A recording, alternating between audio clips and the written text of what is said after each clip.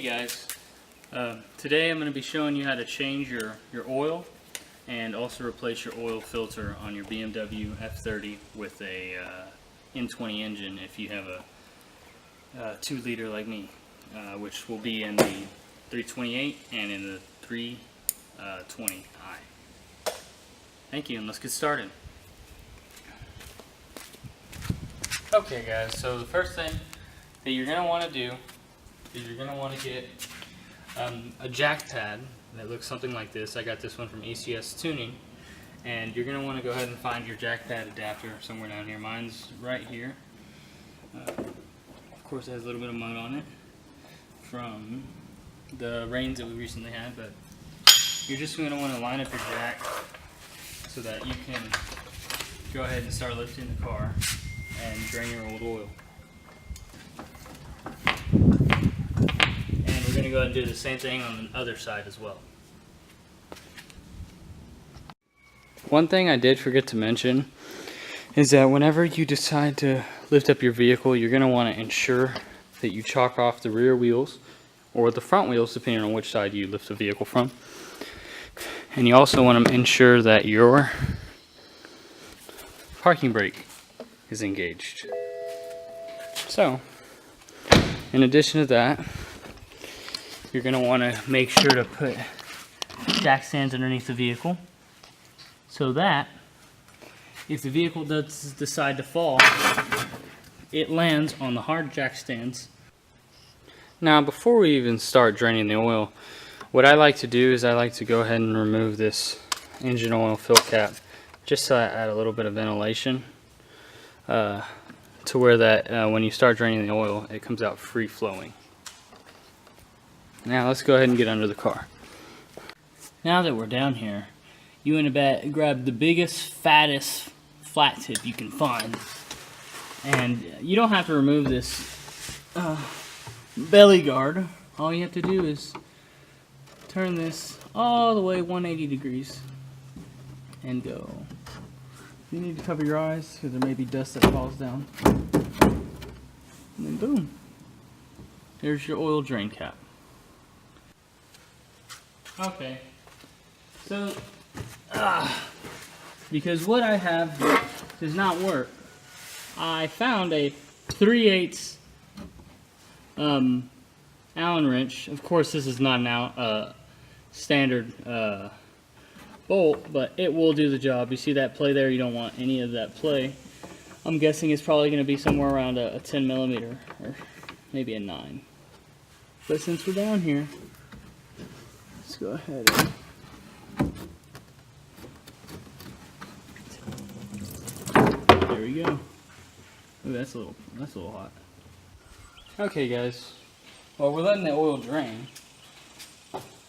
We might as well go ahead and take the oil filter cap and the oil filter off and replace that so that it doesn't, interfere whenever we decide to finish that. So I have a OEM oil filter removal cap, but you can also take care of the job with a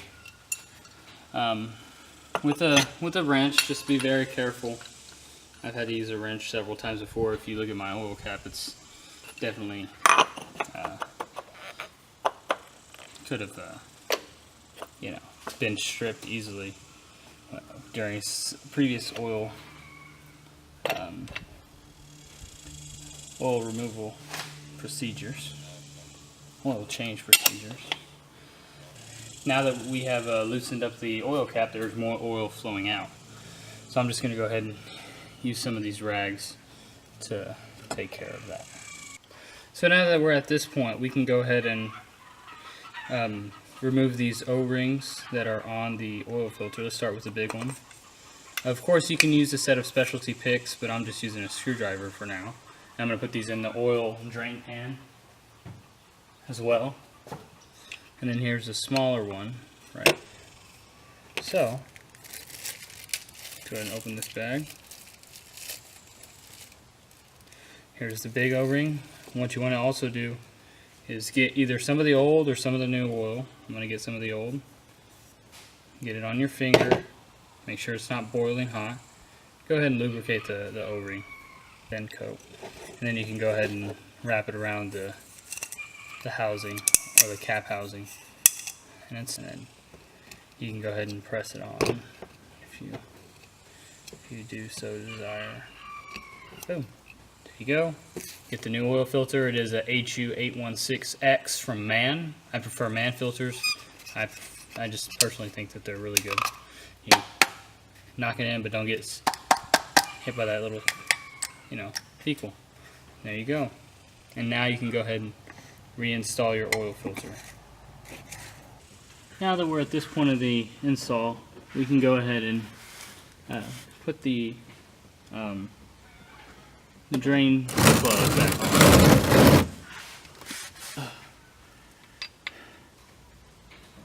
Of course, I have several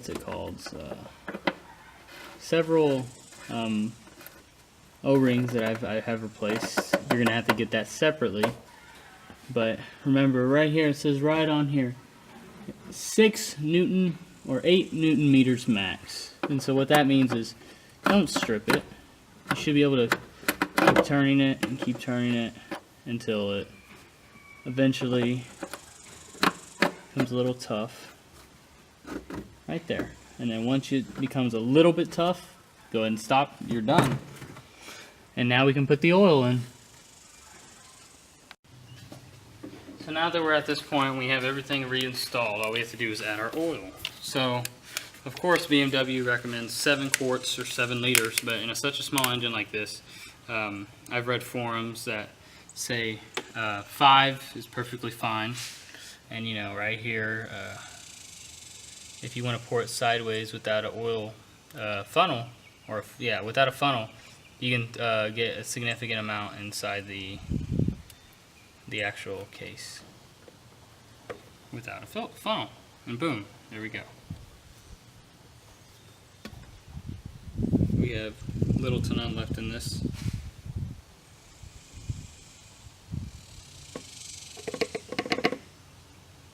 And there we go. I'm going to go ahead and add the other 5 quarts, and I'll see y'all afterwards.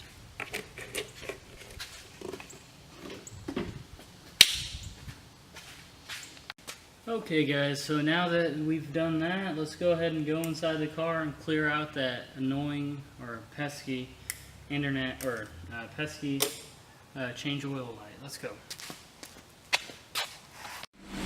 Okay guys, so now that we have started the car, you want to go ahead and go all the way down to vehicle info, and you want to go to vehicle status.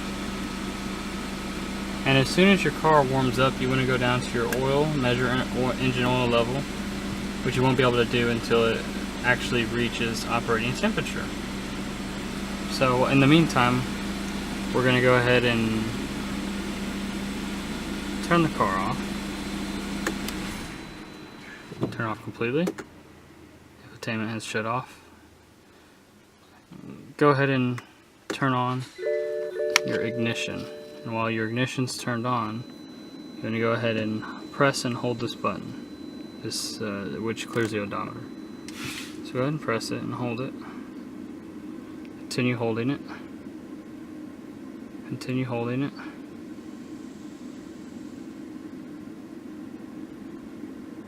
Excuse me, don't hold it. Clear your odometer first. There's 0, 0. Now press and hold it.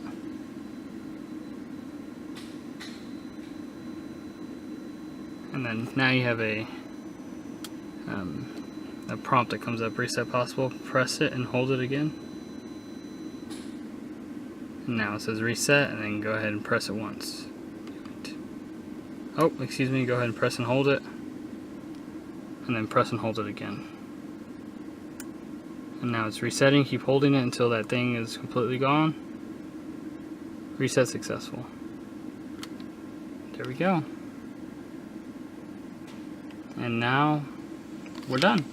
All we gotta do is start the engine and wait for it to reach operating temperature before we go ahead and reset or check the engine oil level and not blow the engine. Sounds good? Cool. See you guys in the next video. Bye.